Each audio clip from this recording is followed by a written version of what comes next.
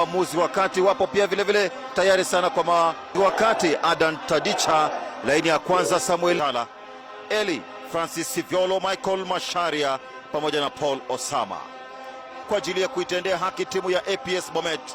Amekuu kwa maana KFA license na muona amepewa majukumu hapa Osborne Mande ambao kwa hakika walifaidikiwa. Piga fataki kwenda Rinjonda taratibu tena kwa mikogo.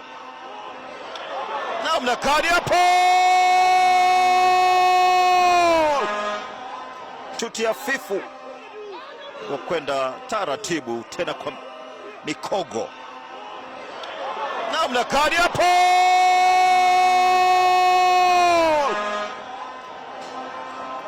Pata bao la kwanza mtazamaji.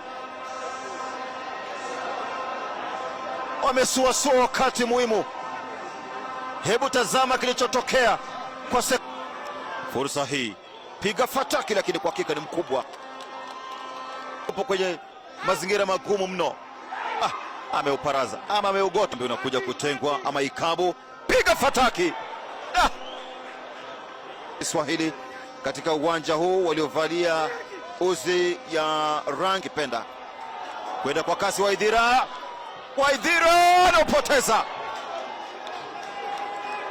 hivyo vaa moja kwa moja haki, lakini alikuwa anafanya vya kwake. Anaingia sebuleni. Mlinzi anafanya kazi kubwa sana, amewajibika katika taratibu za kuondoa kwa alama 38.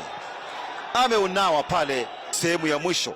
Kona, bao la pili mtazamaji. Sehemu ya mwisho. Kona, bao la pili mtazamaji. Funga bao la pili katika uwanja huu kutoka na mkwaju wa kona. Defensive lapse. Hawakutarajia, na nimesema hapa kwamba dakika 8 ni nyingi mno katika mchezo wa APS Bomet. Itakuwa ni dhidi ya Police FC.